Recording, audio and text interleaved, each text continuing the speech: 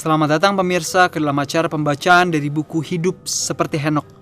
Melalui pembacaan pada saat ini, kita akan melihat bagaimana kehidupan dari Henokh, seorang pria yang berjalan ratusan tahun bersekutu dengan Tuhan, dan pada akhirnya nanti dia diangkat ke surga.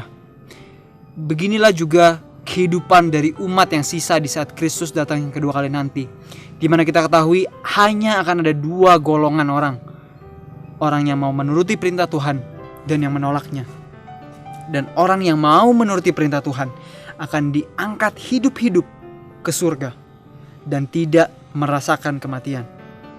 Namun semuanya itu bukanlah sebuah proses yang tiba-tiba kita bisa terpilih, atau tiba-tiba di rotasi, rolling, tiba-tiba kita akhirnya harus menjadi orang-orang yang masuk ke dalam neraka. Tuhan rindu untuk menyelamatkan setiap umat manusia. Tapi pilihannya selalu ada pada kita. Apakah kita mau memilih yang benar dan yang baik, atau yang kebalikannya? Saat ini kita telah masuk di bab yang terakhir, di bab ke-21, dalam judul Arti Penting dari Henokh. Agama keluarga, kekudusan keluarga, haruslah dihormati sekarang, jauh daripada sebelumnya. Karena jika ada umat yang perlu hidup bergaul dengan Tuhan seperti Henokh, kitalah seharusnya orang tersebut. Umat yang perlu melakukannya setiap hari untuk menunjukkan ketulusan mereka dengan perkataan yang murni, yang penuh simpati, kelemah lembutan, dan kasih. Jika ada umat yang Tuhan tunggu untuk memiliki itu adalah kita.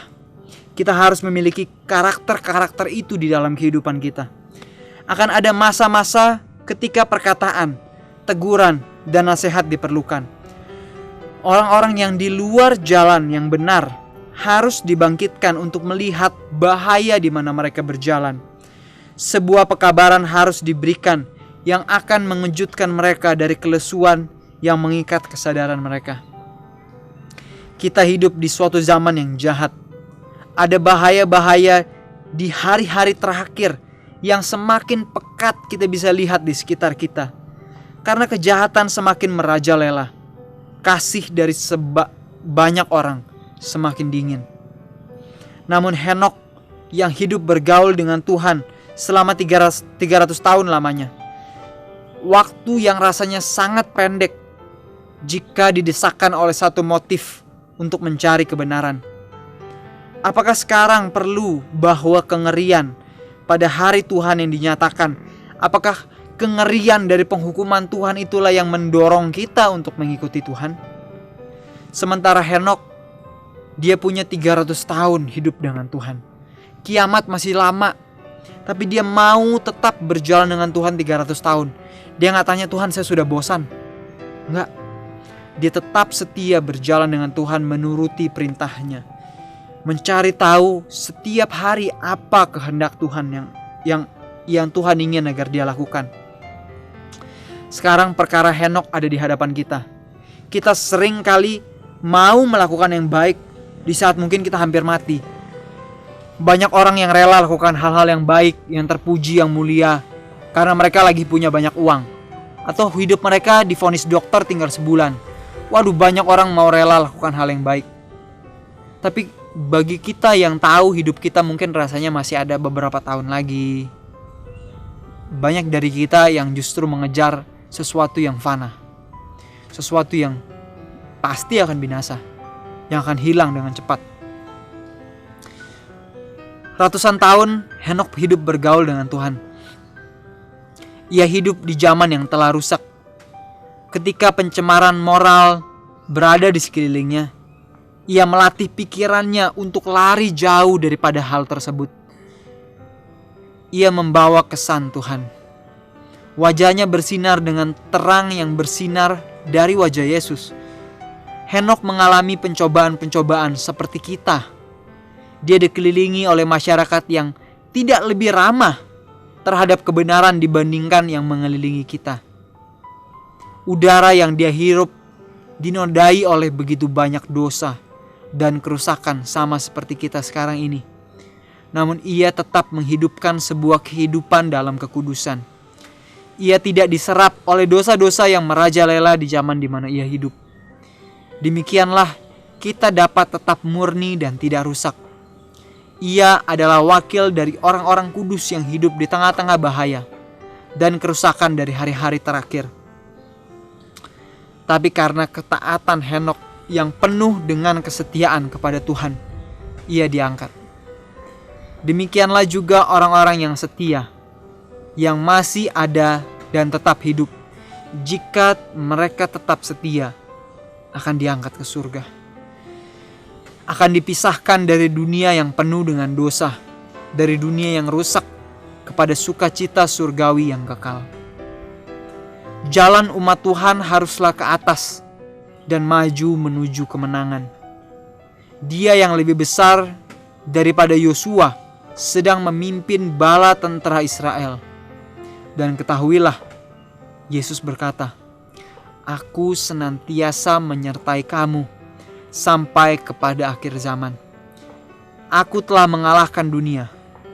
Inilah kata-kata Yesus yang harusnya bisa menjadi janji yang kuat dalam hidup kita. Apa yang Tuhan telah janjikan akan memimpin kita kepada kemenangan yang pasti.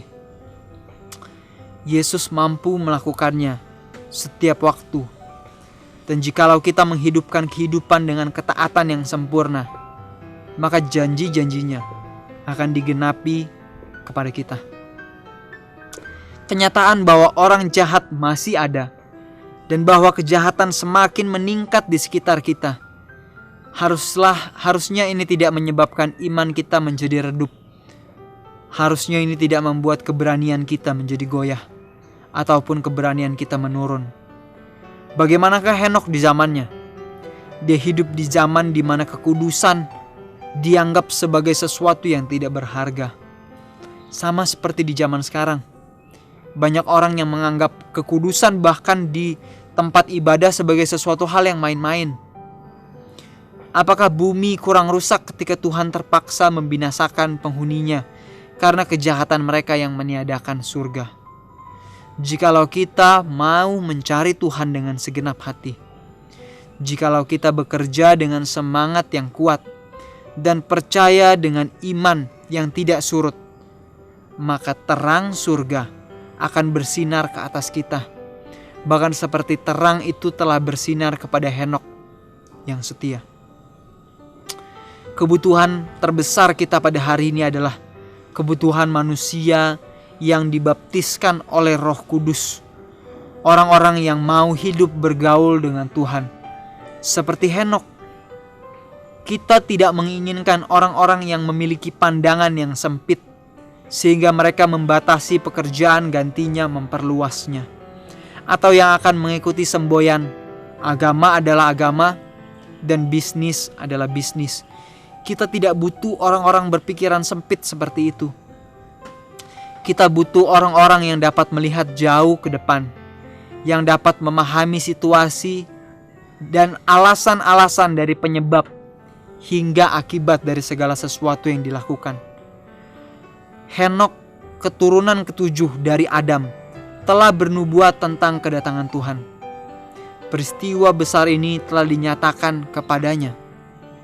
Habel yang meskipun telah mati, dia pun selalu berbicara tentang darah Kristus yang satu-satunya dapat menyempurnakan persembahan dan pemberian dari kita. Alkitab telah mengumpulkan dan mengikat bersama harta kekayaannya bagi generasi terakhir ini. Setiap peristiwa besar dan catatan di dalam sejarah Perjanjian Lama telah dan sekarang telah berulang di dalam gereja di hari-hari terakhir ini. Ada Musa yang selalu berbicara, yang mengajarkan pengabdian diri dengan mengharapkan dirinya dihapuskan dari buku kehidupan demi bangsanya, agar mereka bisa selamat. Sahabatku, di dalam Alkitab menceritakan orang-orang yang tidak mementingkan diri. Musa yang rela namanya dihapuskan dari buku kehidupan agar Tuhan mau mengampuni kesalahan bangsanya. Atau Daud yang memimpin pengantaraan gereja demi keselamatan jiwa hingga akhir dunia. Para nabi yang masih menceritakan bagaimana penderitaan Kristus dan kemuliaan yang menyertainya. Di sana, kebenaran-kebenaran seluruhnya dinyatakan di dalam kekuatan kepada kita, sehingga kita dapat memperoleh manfaat dari ajaran-ajarannya. Kita berada di bawah pengaruh dari seluruhnya. Bagaimanakah kelakuan kita seharusnya bagi kita? Padahal Tuhan telah berjanji untuk mau memberikan warisan keselamatan ini. Apa yang seharusnya menjadi aksi kita?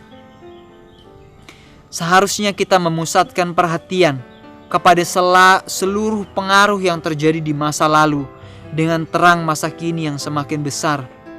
Kuasa yang makin bertambah yang diberikan kepada semua orang yang akan mengikuti terang itu. Sahabatku, Tuhan yang akan segera datang mengatakan, "Sesungguhnya aku datang segera dan aku membawa upahku untuk membalaskan kepada setiap orang menurut perbuatannya." Setiap perbuatan baik yang dilakukan umat Tuhan adalah buah dari iman mereka dan akan memperoleh pahala yang sesuai. Sebuah perbuatan baik mungkin bisa saja didasari oleh motif-motif tertentu. Ada motif-motif yang sering kali muncul di dalam diri kita yang membuat sehingga kita melakukan tindakan yang baik. Tapi Tuhan tahu isi hati kita. Dikatakan tadi, perbuatan baik bukan dengan tiba-tiba muncul, tapi adalah buah dari iman. Buah dari hasil dari apa yang kita tabur setiap hari di dalam kehidupan kita. Sebagaimana kemuliaan satu bintang berbeda dengan bintang lain, begitulah orang yang beriman akan menikmati suasana yang berbeda yang ditentukan bagi mereka dalam kehidupan di masa yang akan datang. Apakah manusia yang tidak berjalan dengan Tuhan seperti Henokh, tetapi berjalan di samping setan dan mendengarkan saran-saran setan yang membahayakan jiwanya sendiri dan jiwa-jiwa bagi siapa Kristus telah mati, untuk menyegarkan pikiran jasmani, memberikan kelonggaran pada dosa dalam teladannya? Apa orang seperti itu akan didapati sebagai pemenang? Orang-orang yang membiarkan kehidupannya setiap hari mendengarkan saran dari setan, tidak mau menyangkal diri, dan membiarkan pikiran jasmaninya, rohaninya, fisiknya dirusak oleh makanan-makanan yang tidak sehat yang dia tahu seharusnya tidak dimakan. Apakah kita akan bisa menjadi pemenang jika kita membiasakan diri kita setiap hari mendengar saran dari setan? Adalah kesempatan yang sangat istimewa bagi kita untuk membawa mandat dari iman kita. Kasih, sukacita, dan kedamaian. Ketika kita melakukan ini, kita akan mampu menghadirkan argumentasi yang kuat tentang salib Kristus. Ketika kita belajar berjalan dengan iman dan bukan dengan perasaan kita akan memperoleh pertolongan dari Tuhan pada saat kita memerlukannya. Dan kedamaian Tuhan akan masuk ke dalam hati kita.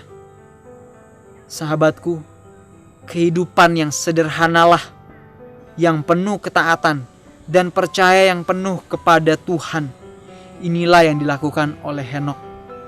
Jikalau kita belajar dari pelajaran tentang kepercayaan yang sederhana ini, kehidupan kita dapat menjadi kesaksian yang telah diterimanya, bahwa ia berkenan bagi Tuhan. Maka gantinya meratap penuh dengan duka cita, kita akan membuat irama di dalam hati kita bagi Tuhan. Sebuah irama walaupun di tengah penderitaan dan penganiayaan dalam hidup kita. Tuhan katakan, kuatkanlah hatimu, karena Dia telah mengalahkan dunia, mengalahkan pencobaan-pencobaan biasa yang kita hadapi saat ini.